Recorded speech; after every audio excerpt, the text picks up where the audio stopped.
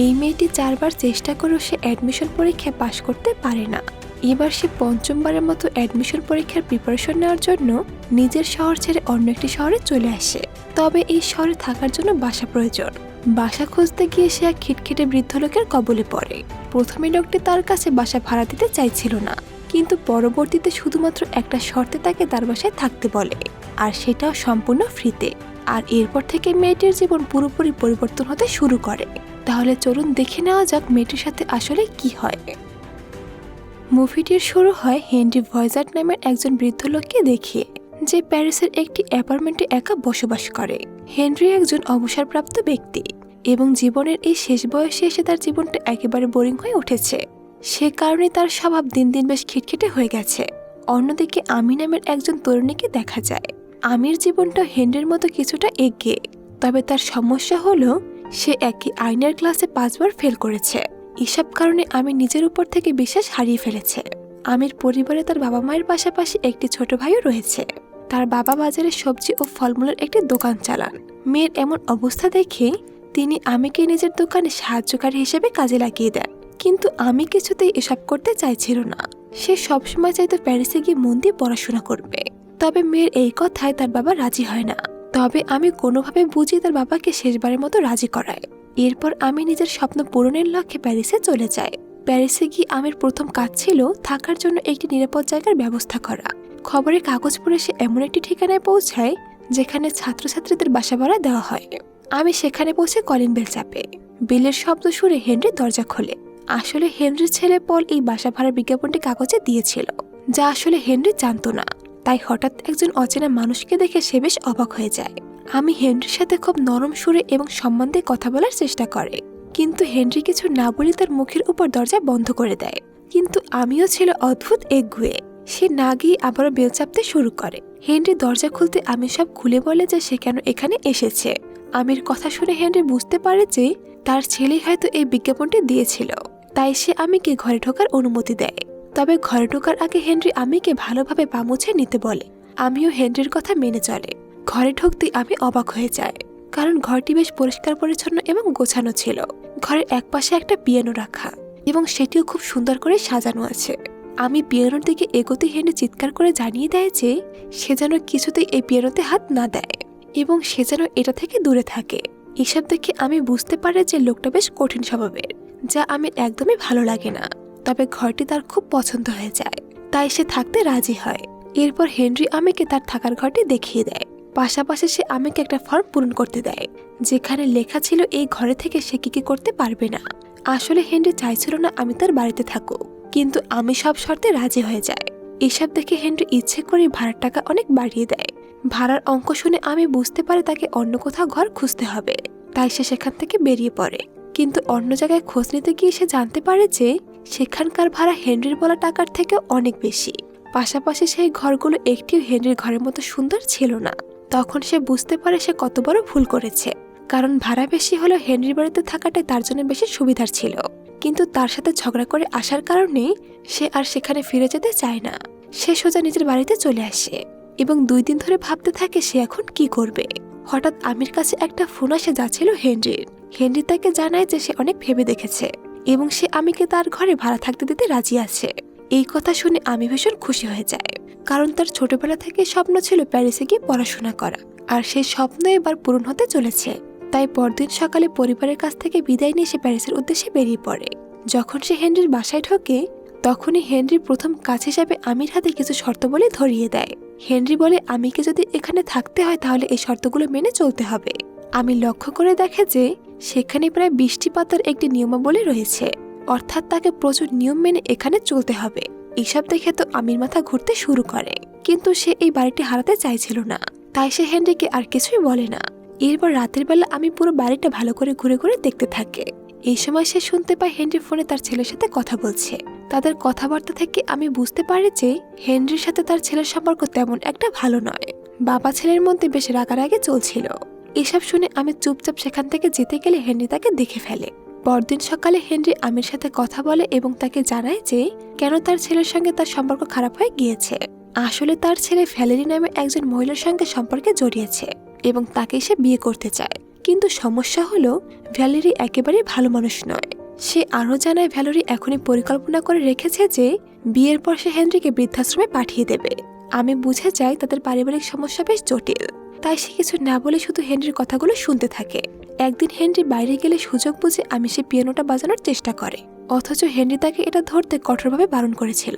আমি বেশ কিছুক্ষণ পিয়ানো বাজাই, কিন্তু হঠাৎ করে হেনরি ঘরে ফিরে আসে এবং আমিকে পিয়ানোর কাছে দেখে ভীষণ রেগে যায়। রাগের মাথায় সে আমিকে তখনই বাড়ি থেকে বেরিয়ে যেতে বলে। আমিও বুঝতে পারে তার এমনটা করা উচিত হয়নি, তাই সে হেনরির কাছে গিয়ে নিজের কাজের জন্য ক্ষমা চায় এবং কথা দেয় যে এমন কাজ সে আর কখনো করবে না। কিন্তু হেনরি কিছুই শুনতে রাজি ছিল না। সে আমিকে বলে, তুমি এই মাসে টাকা দিয়ে এখনই এই বাড়ি থেকে চলে যাও। সমস্যা হলো সেই মুহূর্তে আমির কাছে কোনো টাকা ছিল না, তাই সে হেনরিকে বারবার অনুরোধ করতে শুরু করে। তখন হেনরি ভেবেচিন্তে একটা উপায় বের করে। সে বলে, আমার কাছে একটা শর্ত আছে, যদি তুমি সেটা মেনে চলো তবে আমি তোমার কাছ থেকে 1 টাকাও নেব না, উল্টো তুমি এখানে একদম ফ্রিতে থাকতে পারবে। হেনরি বলে, যদি আমি কোনোভাবে তার ছেলের সঙ্গে ভ্যালেরির সম্পর্ক ভাঙতে পারি তবে সে এখানে ফ্রিতে ইচ্ছে মতো থাকতে পারবে, তবে তার জন্য তাকে প্রথমে পলের সাথে মিথ্যা ভালোবাসার অভিনয় করতে হবে, যাতে ভ্যালেরির সাথে পলের ব্রেকআপ হয়ে যায়। আর সেটা হয়ে গেলে আমি পলকে সত্যিটা জানিয়ে এখান থেকে চলে যাবে। এসব শুনে আমি ভীষণ অবাক হয়ে যায় এবং সে বুঝতে পারে না যে এখন সে কি করবে।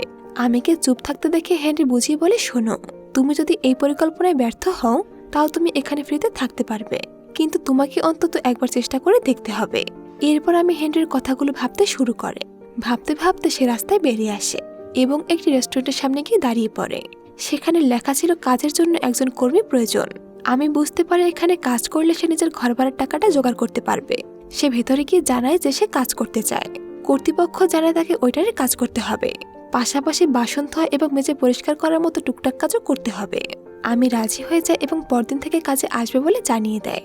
পরদিন সকালে দেখা যায় বাড়িতে হেনরির ছেলে পল এসেছে। ভেতরে এসে পল বুঝতে পারে যে আমি তার ব্যাপারে অনেক কিছু জানে।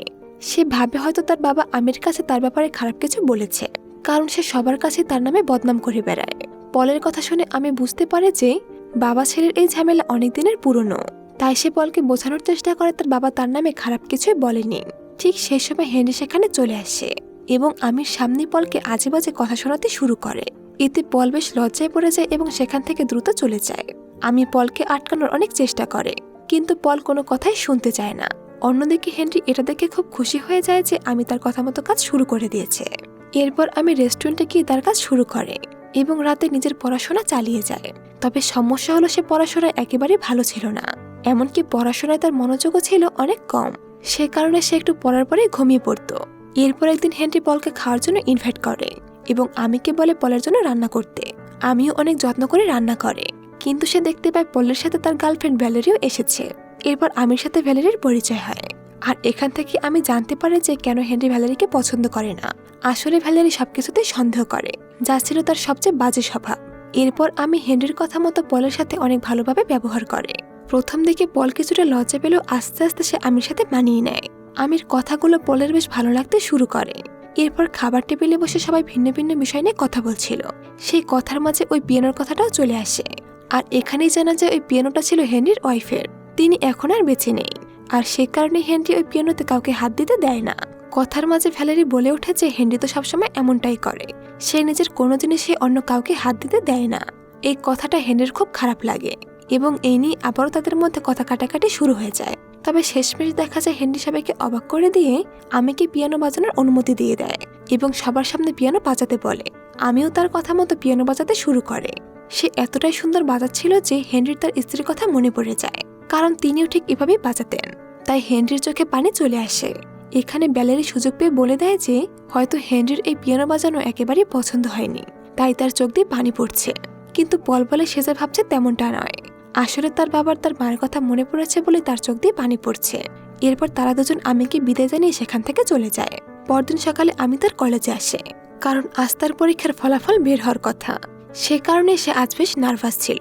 সে তার রেজাল্ট নিয়ে অনেক ভয়ে ছিল, আর রেজাল্ট চেক করার পর তার ভয়টাই সত্যি হয়ে যায়। সে এবারও ফেল করেছে। এটা দেখে আমির মন একেবারে ভেঙে যায়। তাই সে বাসায় না ফিরে সোজা একটা বারে চলে যায় এবং ইচ্ছামতো ড্রিঙ্কস করে নিজের মনের কষ্ট কমানোর চেষ্টা করে। এরপর রাত হলে সে বাসায় ফিরে আসে। পরদিন কলিং বেলের আওয়াজে তার ঘুম ভেঙে যায়। দরজা খুলতে সে দেখে ভ্যালেরি এসেছে।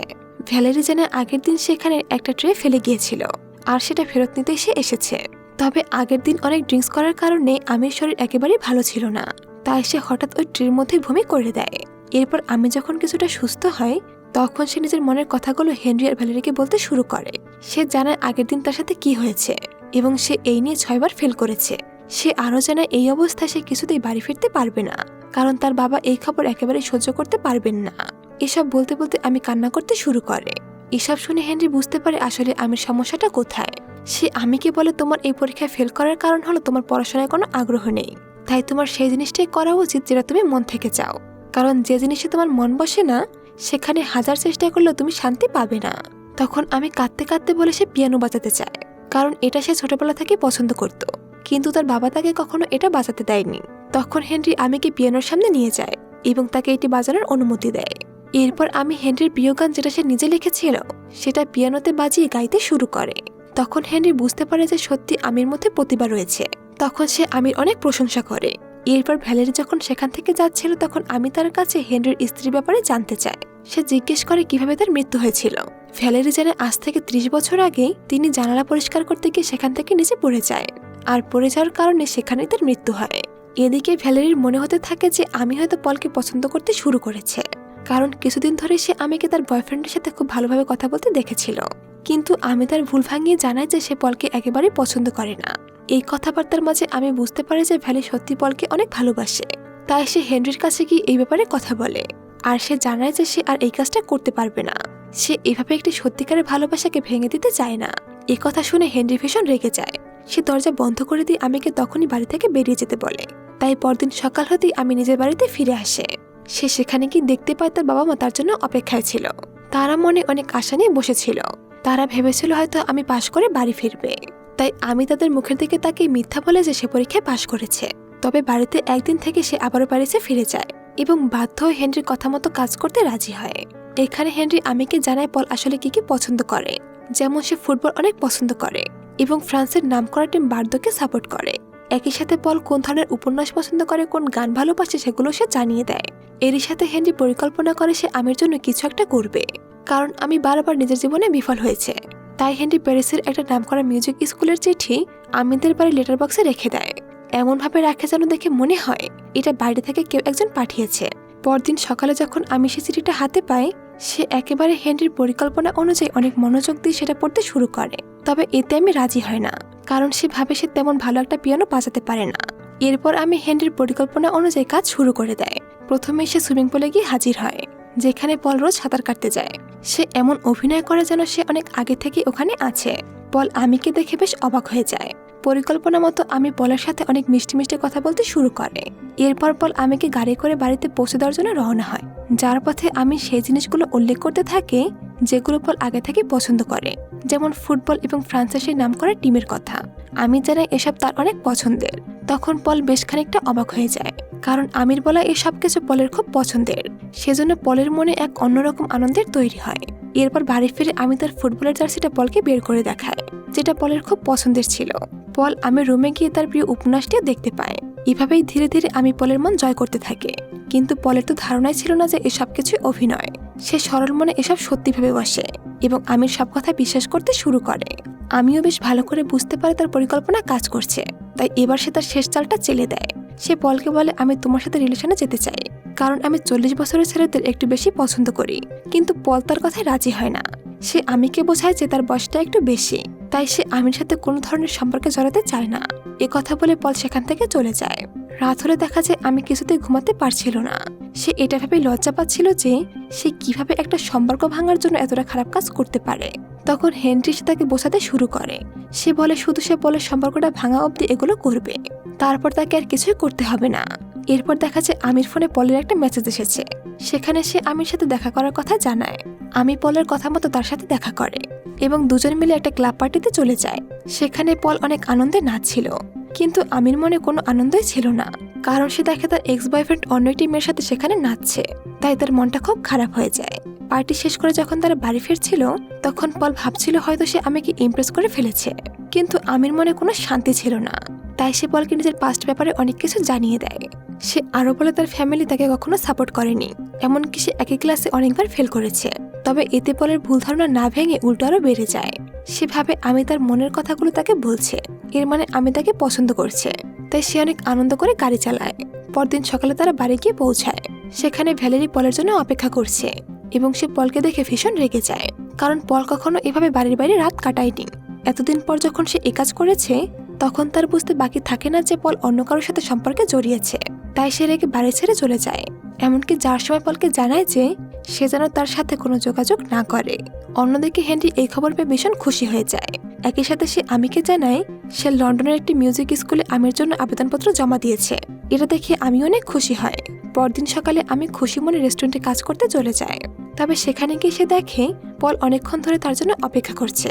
আসলে ভ্যালেরি চলে যাওয়ার কারণে এখন সে আমির সাথে সম্পর্ক তৈরি করার চেষ্টা করছে। এখানে পল খুব উত্তেজিত হয়ে বলতে শুরু করে যে তারা হানিমুনে কোথায় কোথায় যাবে আর কি কি করবে।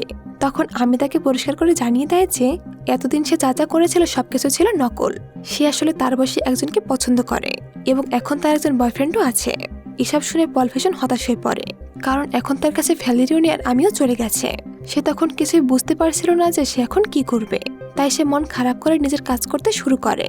এরই মধ্যে পলের কাছে খবর আসে যে ভ্যালেরি তাকে অফিসিয়াল ভাবে ডিভোর্স দিতে চায়। রাত হলে পল ভ্যালেরিকে ফোন করে এবং সে জানতে পারে যে ভ্যালেরি আসলে প্রেগনেন্ট। এ কথা জানতে পারে সে তার সাথে দেখা করতে চলে যায় এবং সে ভ্যালেরিকে বোঝানোর চেষ্টা করে যে সে যা করেছে সবকিছুই ভুল ছিল, কিন্তু ভবিষ্যতে সে এমনটা কখনোই করবে না। শেষমেশ ভ্যালেরি তাকে ক্ষমা করে দেয় এবং আবারও তাদের সম্পর্ক জোড়া লেগে যায়। এতে করে পল অনেক খুশি হয় এবং সে হেনরির কাছে গিয়ে এই খুশির খবরটি জানিয়ে দেয়। কিন্তু এটা শুনে হেনরি খুশি না হয় উল্টো আপসেট হয়ে পড়ে, কারণ তার সব পরিকল্পনায় ব্যর্থ হয়েছে। এ নিয়ে আবার বাবা ছেলের মধ্যে ঝামেলা শুরু হয়ে যায়। এবার পল তার বাবাকে জানিয়ে দেয় যে সে যদি ভ্যালেরির সামনে এভাবে হতাশা প্রকাশ করে তবে সে আর কখনোই তার বাবার সাথে কথা বলবে না। অন্যদিকে আমির জীবনেও আর একটা সমস্যা এসে দাঁড়িয়েছে। আসলে তার বাবা জেনে গেছে যে সে পরীক্ষায় ফেল করেছে, সেজন্য তার বাবা তাকে নেওয়ার জন্য এসেছে। আর এমনটা হলে তার পিয়ানো বাজানোর স্বপ্ন আর পূরণ হবে না, এমনকি মিউজিক স্কুলে ভর্তি হওয়া আর হবে না। তাই সে সারা রাত না ঘুমিয়ে ড্রিঙ্কস করে। হেনরি তখন আমির কাছে নিজের কষ্টগুলো শেয়ার করে। তবে আমিকে ড্রিঙ্কস করতে দেখে সে অনেক রেগে যায়। সে বলে, তুমি কি জানো আমার ওয়াইফ কিভাবে মারা গিয়েছিল? আমি বলে, সে তো জানালা দিয়ে পড়ে মারা গিয়েছে। হেনরি বলে, সে জানালা দিয়ে পড়েছিল ঠিকই, কিন্তু সেটা তার মৃত্যুর আসল কারণ ছিল না। সে অতিরিক্ত ড্রিঙ্কস করতো যার কারণে তার মৃত্যু হয়েছে। হেনরি আরো বলে, তুমি এইভাবে নেশা করছো, তোমাকে এসব এখনই বন্ধ করতে হবে। পাশাপাশি সে আমাকে আরো বোঝায় যে তোমার বাবা নিতে এসেছে তো কি হয়েছে, তুমি তার সাথে যাবে না, তুমি নিজের স্বপ্ন পূরণ করবে। নিজের স্বপ্ন পূরণ করতে হলে কখনো কখনো পরিবারের বিরুদ্ধে যাওয়া প্রয়োজন। তখন আমি হেনরিকে বলে, পল যা করছে সেটাও তো ঠিক করছে। সে ভ্যালেরিকে বিয়ে করছে কারণ ওটাই তার স্বপ্ন। সেও নিজের স্বপ্ন পূরণ করার জন্য পরিবারের বিরুদ্ধে চলে গেছে। এ কথা শুনে হেনরি চুপ হয়ে যায়, কারণ সে এত বছরে যে কথাটি বুঝতে পারেনি এই ছোট মেয়েটি তার কথার মাধ্যমে তাকে বুঝিয়ে দিয়েছে। পরদিন ভ্যালেরি হাতে মিষ্টি নিয়ে তার সাথে দেখা করতে আসে। আজ হেনরি ভ্যালেরির সাথে অনেক ভালো ব্যবহার করে। এভাবে তাদের একটা দিন বেশ ভালোভাবে কেটে যায়। এরপর আমি এখান থেকে চলে যাওয়ার জন্য নিজের ব্যাগপত্র গোছাতে শুরু করে। যাওয়ার আগে সে শেষবারের মতো হেনরির সাথে দেখা করে। তখন হেনরি আমাকে একটা কথা বলে যে সে যেন নিজের স্বপ্ন পূরণ করতে গিয়ে আবার বৃদ্ধ না হয়ে যায়। আমিকে অনেক তাড়াতাড়ি নিজের স্বপ্ন পূরণ করতে হবে, কারণ মানুষের জীবনের কোনো ভরসা নেই। আমি তার বাবার সাথে তার বাড়িতে যাই না। সে তার বাবাকে বুঝিয়ে বলে যে সে আগে তার স্বপ্ন পূরণ করতে চায়। তার বাবা তাকে অনেক জোর করলেও সে তার কোনো কথাই শোনে না। সে হেনরির বাড়িতেই থেকে যায়। এরপর বেশ কিছু মাস পার হয়ে যায়। আমি রোজ পিয়ানো বাজাতে থাকে এবং নিজের গান বানাতে শুরু করে। মিউজিক কম্পিটিশনে জেতার জন্য সে অনেক পরিশ্রম করে। এরপর সেই দিন চলে আসে যখন আমিকে মিউজিক পরীক্ষা দেওয়ার জন্য লন্ডনে যেতে হবে। যার আগে সে হেনরিকে অনুরোধ করতে থাকে সে যেন তার সাথে দেখা করার জন্য লন্ডনে যায়। হেনরিও আমিকে কথা দেয় সে অবশ্যই যাবে। এরপর আমি সেই কম্পিটিশনে যোগ দেয় এবং বেশ কিছু রাউন্ড সে পাশ করে যায়। একদিন সে খবর পায় যে হেনরি মারা গেছে। এই খবর পেয়ে সে লন্ডন থেকে দ্রুত প্যারিসে চলে আসে। এসে সে প্রথমে পলের সাথে দেখা করে। পল জানায় আমি যাওয়ার পর থেকেই হেনরি অনেক মন খারাপ করে বসে থাকতো। তবে সে এটা ভেবে খুশি ছিল যে সে আমিকে লন্ডনে পাঠাতে পেরেছে। এমনকি সে আমার ছোট সন্তানকে দেখে অনেক খুশি হয়েছিল। তবে সে এটা জেনে আরো বেশি খুশি ছিল যে তুমি ওই কম্পিটিশনগুলোতে পাশ করতে পেরেছো। কিন্তু একদিন সে ইচ্ছা করে অনেক ড্রিঙ্কস করতে শুরু করে। পরদিন সকালে আমরা জানতে পেরেছিলাম যে সে আর বেঁচে নেই। এরপর পল হেনরির লেখা একটা চিঠি আমিকে দেয় এবং জানায় এটা হেনরি তার জন্য রেখে গিয়েছে। এমনকি সেই বাড়িটাও আমির নামে করে দিয়েছে। এসব শুনে আমির চোখে পানি চলে আসে। এরপর ওই চিঠিটা খুলে পড়তে শুরু করে। সেখানে হেনরি লিখে গেছে, প্রিয় আমি, তোমার সাথে হয়তো আর কোনোদিন আমার দেখা হবে না। তুমি আমার এই কথাগুলো সবসময় মেনে চলো। তুমি কখনোই ড্রিঙ্কস করবে না এবং সবসময় নিজের স্বপ্ন পূরণের লক্ষ্যে এগিয়ে যাবে এবং তোমার বাবার কথাও মেনে চলবে। আর হ্যাঁ, আমার সেই পিয়ানোটা আমি তোমাকে দিয়ে যাচ্ছি, কারণ পিয়ানোটাকে যত্ন করে রাখার মতো যোগ্য মানুষ তুমি ছাড়া আর কেউই হতে পারে না। এসব পড়তে পড়তে আমি কান্নায় ভেঙে পড়ে। প্যারিসে এসে প্রথম হেনরির সাথে দেখা হওয়ার সেই স্মৃতিগুলো, কারণ সেই সময় হেনরি তার সাথে অনেক খারাপভাবে কথা বলেছিল। তখন সে মনে করতো হেনরি হয়তো অনেক খিটখিটে আর একজন খারাপ মানুষ, কিন্তু এখন সে বুঝতে পারছে যে হেনরি সত্যি একজন ভালো মানুষ ছিল। আমিও হেনরির কোনো কথাই অমান্য করে না। সে হেনরির লেখা কথাগুলো অনুযায়ী চলতে শুরু করে এবং নতুন কম্পিটিশনের জন্য প্রস্তুতি নিতে শুরু করে। আর এরই সাথে এই মুভিটি শেষ হয়ে যায়। তো বন্ধুরা, কেমন লাগলো আজকের এই মুভিটি তা কমেন্ট করে জানিয়ে যেতে ভুলবেন না। আর এরকম আরো ভিডিও পেতে আমার চ্যানেলটিতে ছোট্ট একটা সাবস্ক্রাইব করে দিবেন। ফিরে আসবো নতুন কোনো ভিডিও নিয়ে। ততক্ষণ ভালো থাকবেন, সুস্থ থাকবেন। ধন্যবাদ।